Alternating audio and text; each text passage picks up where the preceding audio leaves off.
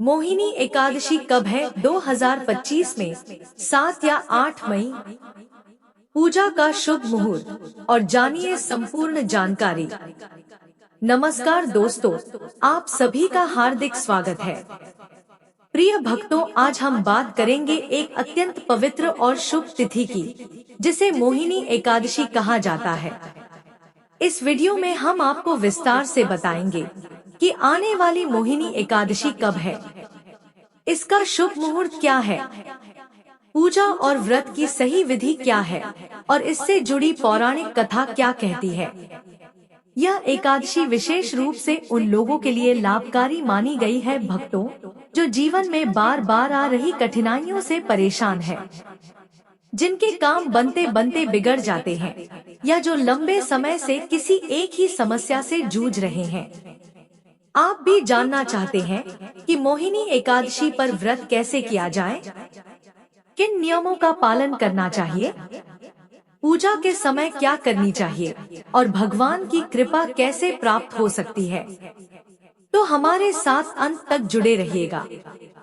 हम आपको देंगे हर वह जानकारी प्रिय भक्तों, जो इस पुण्यतिथि को पूरी श्रद्धा और विधि से मनाने में आपकी मदद करेगी।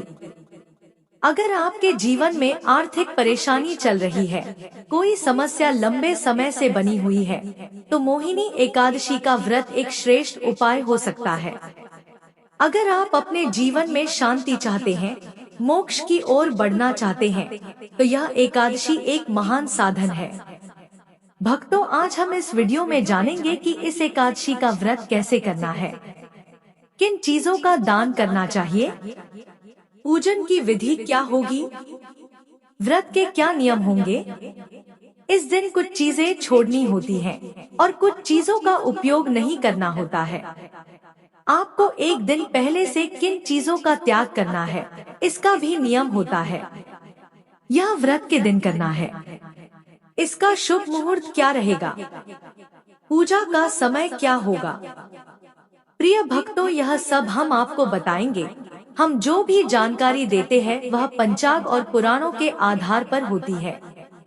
कौन सा व्रत किस प्रकार करना है, त्योहार कैसे मनाना है, पूजा कैसे करनी है, शुभ मुहूर्त क्या है, यह सब हम आपको विस्तार से बताने वाले हैं।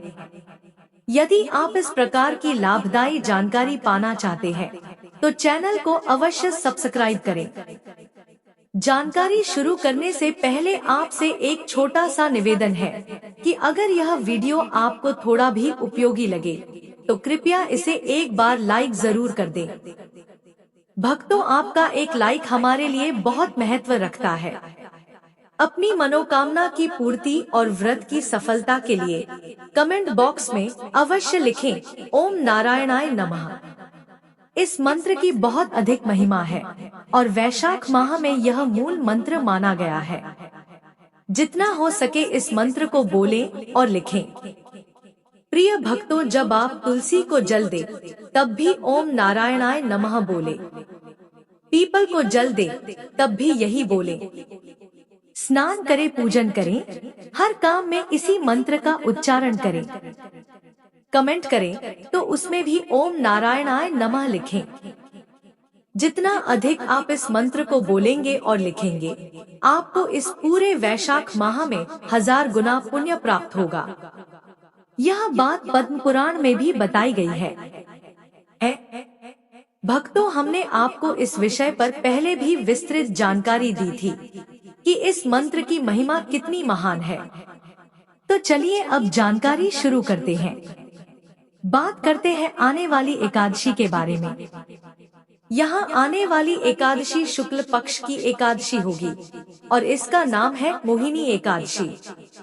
यह एक ऐसी एकादशी है जो आपके जीवन से दुर्भाग्य को दूर कर सकती है।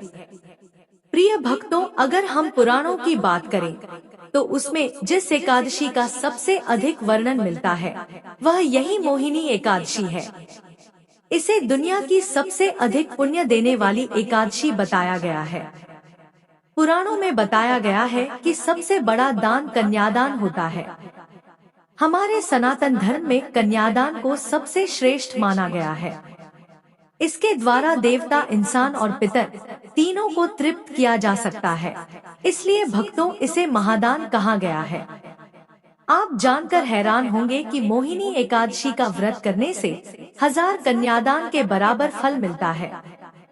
जितना पुण्य अनुदान और कन्यादान से मिलता है, उतना ही पुण्य इस एक व्रत से मिल सकता है। मैं आपसे कहूंगी कि एकादशी के दिन व्रत करें, भगवान की पूजा करें, कथा सुनें और व्रत को पूरी विधि से निभाएं। प्रिय भक्तों, यह व्रत न केवल आपके इस जीवन की परेशानियों को दूर करेगा, बल्कि परलोक में भी मददगार होगा। यह व्रत केवल मरने के बाद काम नहीं आता, बल्कि इस दुनिया में भी इसका असर देखने को मिलता है। अगर आप विधि पूर्वक व्रत करेंगे, तो आपका सौभाग्य जागेगा। भक्तों, जीवन की जो भी समस्याएं हैं, आर्थिक, शारीरिक, मानसिक, घर का क्लेश, लड़ाई झगड़े, कामकाज की दिक्कत, व्यापार या नौकरी की परेशानी, इन सब का समाधान इस व्रत में छिपा है। इस व्रत को पूरी श्रद्धा, विधि विधान और नियमों के अनुसार करना चाहिए। प्रिय भक्तों, इस मोहिनी एकादशी के कुछ नियम दूसरी एकादशियों से अलग होते हैं। यह नियम आपको बताए जाएंगे। मैं खुद से कुछ नहीं जोड़ रही हूँ। जो बातें पुराणों में लिखी हैं, वही आप तक पहुँचा रही हूँ। अब बात करते हैं कि इस एकादशी की पूजा कैसे करनी है, इसके नियम क्या रहेंगे और यह व्रत कब करना है। जो लोग व्रत करना चाहते हैं, उन्हें दशमी तिथि से ही कुछ चीजें छोड़ देनी चाहिए। भक्तों, जैसे कांसे के बर्तन में भोजन नहीं करना चाहिए। यह नियम व्रत के एक दिन पहले से ही लागू हो जाता है। मांस आदि का सेवन तो बिल्कुल भी नहीं करना चाहिए। इसके अलावा मसूर की दाल, चने की दाल, हरी सब्जियां, चना नहीं खाना चाहिए। मधु यानी शहद का भी प्रयोग नहीं करना चाहिए। अब आप पूछेंगे कि दीदी, शहद नहीं लेंगे तो पंचामृत कैसे बनाएंगे? तो आप पंचामृत में शहद की जगह गंगाजल मिला सकते हैं। प्रिय भक्तों, दूसरी बात यह है कि दशमी तिथि को दूसरे दिन नहीं खाना चाहिए और 2 बार भोजन भी नहीं करना चाहिए। उस दिन केवल 1 बार भोजन करें और दोपहर के बाद कुछ भी ना खाएं। और स्त्री संभोग यानी ब्रह्मचर्य का पालन भी आपको व्रत से 1 दिन पहले ही शुरू कर देना चाहिए। यह जरूरी नियम है जिसका पालन मोहिनी एकादशी के व्रत में करना चाहिए। प्रिय भक्तों, अब व्रत वाले दिन की बात करें तो इस दिन पान नहीं खाना चाहिए। अगर किसी को पान, गुटखा, तंबाकू खाने की आदत है, तो उसे व्रत में इनसे पूरी तरह बचना चाहिए, क्योंकि यह व्रत को खराब कर देते हैं। दातून भी नहीं करना चाहिए। जो टूथपेस्ट या मंजन हम रोज इस्तेमाल करते हैं, उसमें नमक या केमिकल होता है, इसलिए यह भी नहीं करना चाहिए। भक्तों, दूसरों की बुराई नहीं करनी चाहिए, किसी की चुगली नहीं करनी चाहिए और बुरे लोगों से बात तक नहीं करनी चाहिए। व्रत में क्रोध नहीं करना चाहिए और झूठ नहीं बोलना चाहिए। अगर भोजन की बात करें तो इस दिन सिर्फ फल खाना चाहिए। तेल, मसाले और नमक, यह तीनों चीजें पूरी तरह से त्यागनी चाहिए। प्रिय भक्तों, यह वह चीजें हैं जिन्हें व्रत में नहीं खाना चाहिए। दशमी तिथि से ही इनका सेवन बंद कर देना चाहिए और एकादशी के दिन तो बिल्कुल भी नहीं। अब बात करते हैं एकादशी व्रत की। भक्तों, व्रत वाले दिन व्यक्ति को सूरज निकलने से पहले उठ जाना और अगर हो सके तो स्नान जरूर करना चाहिए। खासकर वैशाख माह में स्नान का बहुत बड़ा महत्व है। वैशाख महीने के स्नान का पुण्य इतना अधिक है कि यह कार्तिक स्नान से भी 1000 गुना ज्यादा बताया गया है, लेकिन बहुत कम लोग इसके बारे में जानते हैं। प्रिय भक्तों, इसका कारण भगवान विष्णु का एक वचन है जो उन्होंने यमराज को दिया था। उन्होंने कहा था कि वैशाख मास का पुण्य साल के सभी महीनों में सबसे श्रेष्ठ है। अगर कोई कार्तिक मास को बड़ा मानता है तो वह गलतफहमी में है। हमने एक वीडियो में पद्म पुराण से इसका पूरा वर्णन निकाला है। जिसमें भगवान विष्णु खुद वैशाख माह की महिमा बताते हैं। भक्तों, लेकिन कलयुग में इस मास की जानकारी लोगों को बहुत कम है, इसलिए इसके बारे में जागरूकता नहीं है। अगर आपने इस वीडियो के जरिए इस महिमा को समझ लिया तो फिर आप इस मास को छोड़ नहीं पाएंगे। वैशाख मास में स्नान और दान का महत्व है, वह अनमोल है। कहा गया है कि जब लोग इस मास में स्नान करने लगे तो यमराज खुद डर गए थे। प्रिय भक्तों, क्योंकि जब पृथ्वी के लोग इस माह में स्नान करके पुण्य कमाने लगे तो नरक खाली होने लगा। यमलोक में कोई पाप नहीं मिल रहा था, क्योंकि लोग पाप धोकर मुक्त हो रहे थे। यमराज दुखी होकर भगवान विष्णु के पास पहुँचे और बोले, प्रभु, आपने ऐसा मास बना दिया है कि जो 7 पीढ़ियों से मेरे यहाँ पाप भोग रहे थे वे भी दान करके मुक्त हो गए। मेरा काम तो बंद ही हो गया। भक्तों, यह बहुत ही रोचक प्रसंग है, इसको अवश्य सुनिएगा। तो एकादशी वाले दिन आपको सूर्योदय से पहले उठ जाना है। उठने के बाद स्नान आदि करके सबसे पहले पूजा स्थान की सफाई करें और फिर वहां पूजा का सारा सामान इकट्ठा करें। अब आसन लगाकर बैठ जाइए। प्रिय भक्तों, अब बात करते हैं कि पूजा में कौन कौन सी सामग्री चाहिए। ध्यान से नोट कर लीजिएगा। भगवान श्री हरि विष्णु की कोई प्रतिमा या तस्वीर होनी चाहिए, खासकर उनके माधव स्वरूप की। अगर आपके पास तस्वीर या मूर्ति हो तो बहुत अच्छा रहेगा, क्योंकि दोनों ही एकादशियों पर माधव रूप की पूजा की जाती है।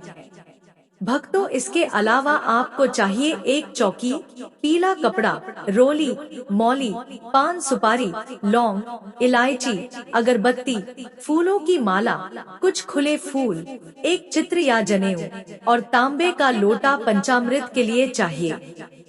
कच्चा दूध, दही, घी, शहद और शक्कर, लेकिन एकादशी व्रत में शहद वर्जित है। प्रिय भक्तों, इसलिए उसकी जगह आप गंगाजल का प्रयोग करें। सारी सामग्री पहले से ही एकत्र कर लें। अब तांबे का एक साफ लोटा लें। उसे पहले बच्चों से मार छावाएं और उसमें पहले गंगाजल भरें, फिर शुद्ध जल डालें। अब पूजा के लिए आसन लगाकर बैठ जाइए। पूजा की शुरुआत करने से पहले एक फूल लेकर उसे सारी सामग्री और पूजा स्थान पर रखें। इससे स्थान और सामग्री दोनों पवित्र हो जाएंगे। फिर जल के छींटे मारें और मंत्र बोलें, जिससे पवित्रीकरण हो जाएगा। भक्तों, अब भगवान को विराजमान करने से पहले अपने हाथ पैर धो लें। सीधे हाथ से थोड़ा जल लेकर हाथ धो लीजिए और फिर भगवान की स्थापना कीजिए। चौकी पर पीला वस्त्र बिछा लीजिए। फिर भगवान की तस्वीर या मूर्ति को वहां स्थापित कीजिए। प्रिय भक्तों, स्थापना करते समय भाव से प्रार्थना कीजिए कि हे प्रभु परमात्मा, हम आपको सादर आमंत्रित करते हैं। कृपया हमारे यहाँ पधारिए और इस पूजा में विराजमान हो जाइए। अब भगवान की तस्वीर को आसन देकर स्थापित कर दीजिए। जिनके पास चौकी नहीं है वे साफ सुथरी जगह पर भी भगवान की स्थापना कर सकते हैं। भक्तों, यदि किसी के पास कच्चा मकान है तब भी वहां सफाई करके श्रद्धा भाव से भगवान को स्थापित किया जा सकता है। भगवान को श्रद्धा भाव चाहिए, स्थान नहीं।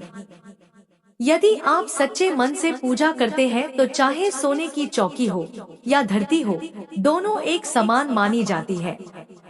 स्थापना के बाद दीपक सामने रखें। घी का दीपक जलाएं और उसके नीचे भी एक छोटा सा आसन जरूर रखें। प्रिय भक्तों, दीपक को कभी भी सीधे धरती पर नहीं रखना चाहिए। उसके नीचे आसन जरूर देना चाहिए और धूप रखिएगा। अब आपको दीपक जलाना है और धूप भी जलाकर रखनी है। फिर व्रत का संकल्प लीजिए। संकल्प लेने के लिए अपने सीधे हाथ में जल लीजिए। साथ में एक सिक्का दक्षिणा के रूप में रखें। भक्तों, अब 3 बार बोलिए, ओम श्री विष्णु, ओम श्री विष्णु, ओम श्री विष्णु। अब आप अपना नाम, अपना गोत्र, जिस स्थान पर आप बैठे हैं उसका मकान नंबर, क्षेत्र का नाम और शहर का नाम लीजिए। फिर बोलिए कि वैशाख मास की कृष्ण पक्ष की एकादशी के पुण्यतिथि पर मैं दीर्घायु, आरोग्य, सौभाग्य, सुख और संपत्ति की प्राप्ति के लिए एकादशी व्रत का संकल्प करता हूँ। यह संकल्प भगवान विष्णु के चरणों में अर्पित करता हूँ। फिर हाथ जोड़कर भगवान को प्रणाम कीजिए। अब भगवान का पूजन शुरू करें। भगवान के सामने एक कटोरी या थाली रखें, जिसमें आप पूजा की सामग्री अर्पित करेंगे। भक्तों, सबसे पहले भगवान को पद्य और अर्घ्य अर्पित करेंगे। पद्य के रूप में 1 चम्मच जल अर्पित कीजिए और बोलिए ओम भोर भोग सुश्री माधवानी अध्ययन समर्पयामि। अर्घ्य के रूप में 1 और चम्मच जल अर्पित कीजिए। ओम भोर भोग सु नारायणाय नमः अध्ययन समर्पयामि। फिर आचमन कराइए। 1 चम्मच जल अर्पित कीजिए। ओम भोर भोग आचमयानी समर्पयामि। प्रिय भक्तों, अब स्नान कराइए। पहले 1 चम्मच शुद्ध जल अर्पित कीजिए। जिनके पास प्रतिमा है वे केवल प्रतीक रूप में अर्पित करें। फिर पंचामृत स्नान कराइए। कच्चा दूध, दही, घी, गंगाजल मिलाकर पंचामृत तैयार करें और बोलिए ओम भोर भव सुश्री माधवानी नमः पंचामृत स्नान समर्पयामि। भक्तों, इसके बाद एक बार फिर से शुद्ध जल से स्नान कराइए। ओम घूर भूत सुश्री माधवानी नमः शुद्धोदन स्नान समर्पयामि। अब भगवान को वस्त्र अर्पित कीजिए। कोई भी साफ कपड़े का टुकड़ा हो वह अर्पित करें। ओम भोर भोग वस्त्रम समर्पयामि। अब भगवान को पवित्र जनेऊ अर्पित कीजिए। 1 जनेऊ लेकर भगवान को पहना दीजिए। ये मंत्र बोलिए ओम भोर भोग यज्ञोपवीत समर्पयामि। प्रिय भक्तों, फिर चंदन लगाइए। ओम भोर भोग सुगंधम समर्पयामि। इसके बाद पुष्प अर्पित कीजिए और फूलों की माला पहना दीजिए। अब भगवान को धूप और दीप दिखाइए। ओम भोर भोग सूद रूपम समर्पयामि। ओम भोर भोग व दीपम समर्पयामि। अब नैवेद्य अर्पित कीजिए। जो भी फल, मिठाई, ड्राई फ्रूट्स या मिश्री उपलब्ध हो वह अर्पित करें। ओम नारायणाय नमः अध्ययन समर्पयामि। भक्तों, फिर आचमन के लिए 1 चम्मच जल अर्पित करें। ओम भोर भोग स्वाहा आचमन नियम समर्पयामि। अब भगवान को तांबूल अर्पित करें। 1 पान का पत्ता लेकर समर्पित कीजिए। उसमें 2 लौंग, 2 इलायची और 1 सुपारी रखिए और भगवान को अर्पित कीजिए। ओम भोर भोग सु नारायणाय नमः। प्रिय भक्तों, इसके बाद भगवान को प्रेम से दक्षिणा अर्पित कीजिए। ओम भोर भोग सु नारायणाय नमः शुभ दक्षिणा समर्पयामि। अब हाथ जोड़कर भगवान को नमस्कार कीजिए और प्रार्थना कीजिए, हे परमेश्वर, आज हमने एकादशी का यह पूजन किया है और हम व्रत कर रहे हैं। कृपया इस पूजा को स्वीकार करें और हमें व्रत को पूरी श्रद्धा से करने की शक्ति दें। भक्तों, अब आपको कथा सुननी है। हर एकादशी की अलग अलग कथा होती है, इसलिए सही कथा सुनना जरूरी है। एकादशी का महत्व और उसकी कथा जब आप YouTube पर सुने तो ध्यान रखें कि YouTube पर कई चैनल किसी भी कथा को किसी भी नाम से चला देते हैं। प्रिय भक्तों, इसलिए सही चैनल चुनें और सही कथा ही सुनें। जिस चैनल पर आप यह वीडियो देख रहे हैं वह द आध्यात्मिक टेल्स है। इस चैनल पर वेद, पुराण और पंचांग के अनुसार सही कथाएं सुनाई जाती हैं, जो नियमों के अनुसार होती हैं। तो सही कथा सुनने के लिए इस चैनल को जरूर सब्सक्राइब कीजिए। अगर आप नए हैं तो बेल आइकन भी दबाइए ताकि सभी वीडियो आप तक पहुंच सके। प्रिय भक्तों, फिर भगवान की आरती कीजिए और इस दिन को नियमों के अनुसार बिताइए। नियमों में बताया गया है कि व्रत के दिन में नहीं सोना चाहिए। पारण दिन सूर्योदय से पहले उठिए, स्नान करके स्वच्छ वस्त्र पहन लीजिए और पारण की पूजा कीजिए। पारण की पूजा के बाद पुष्पांजलि दीजिए। भक्तों, जो क्षमा प्रार्थना होती है, यह किसी भी व्रत की सफलता के लिए बहुत जरूरी होती है। भगवान को पारण का भोग लगाएं। ब्राह्मण को दान दीजिए और फिर व्रत का विधिवत पालन कीजिए। आपको बता दें कि अब व्रत कब करना है और पारण कब करना है। प्रिय भक्तों, एकादशी तिथि शुरू हो रही है 7 मई को सुबह 10:19 पर। वैशाख माह के शुक्ल पक्ष की एकादशी, जिसे मोहिनी एकादशी कहा जाता है, इसकी शुरुआत होगी और 8 मई को दोपहर 12:28 पर समाप्त होगी। उद्या तिथि के अनुसार 8 मई को ही मोहिनी एकादशी का पर्व मनाया जाएगा। पंचांग के अनुसार मोहिनी एकादशी के दिन उत्तरा फाल्गुनी नक्षत्र बन रहा है। भक्तों, जो रात 9:06 तक रहेगा।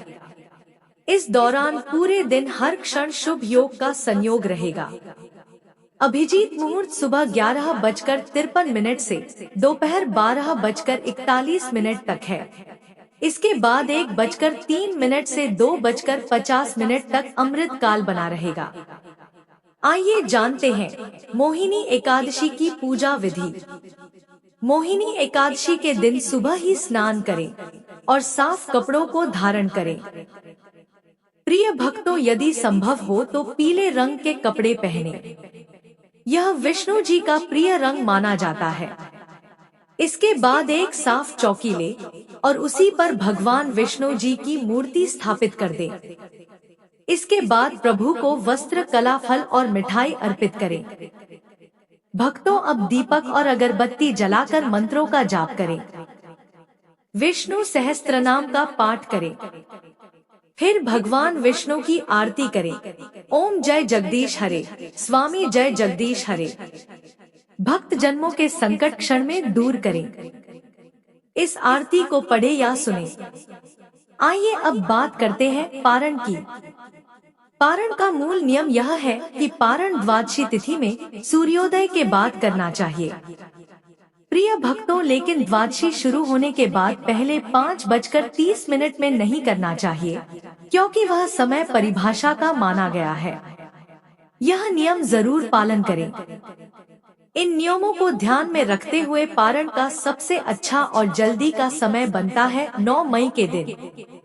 नवमी को सुबह 5:34 से लेकर 8:16 के बीच पारण कर सकते हैं। भक्तों, साधक स्नान ध्यान के बाद विधिवत लक्ष्मी नारायण जी की पूजा करें। वहीं पूजा के बाद अन्न का दान कर व्रत खोल सकते हैं। प्रिय भक्तों, आपको यह वीडियो कैसा लगा हमें कमेंट में जरूर बताएं। अगर आप माता लक्ष्मी के सच्चे भक्त हैं, आप माता लक्ष्मी का प्रेम प्यार आशीर्वाद पाना चाहते हैं और चाहते हैं कि माता लक्ष्मी का आपके घर में वास हो और आप माता लक्ष्मी को प्रसन्न करना चाहते हैं, तो जल्दी से वीडियो को लाइक करके आपके अपने चैनल जीत आध्यात्मिक टेल्स को सब्सक्राइब करें और कमेंट बॉक्स में जय लक्ष्मी माता जरूर लिखें। दोस्तों, यह तमाम जानकारी जनरुचि को ध्यान में रख कर दी जा रही है। ज्योतिष और धर्म के उपाय और सलाहों को अपनी आस्था और विश्वास पर आजमाएं। वीडियो का उद्देश्य मात्र आपको बेहतर सलाह देना है। इस संदर्भ में हम किसी प्रकार का कोई दावा नहीं करते हैं। दोस्तों, वीडियो अच्छी लगी हो तो लाइक और सब्सक्राइब जरूर करें। धन्यवाद।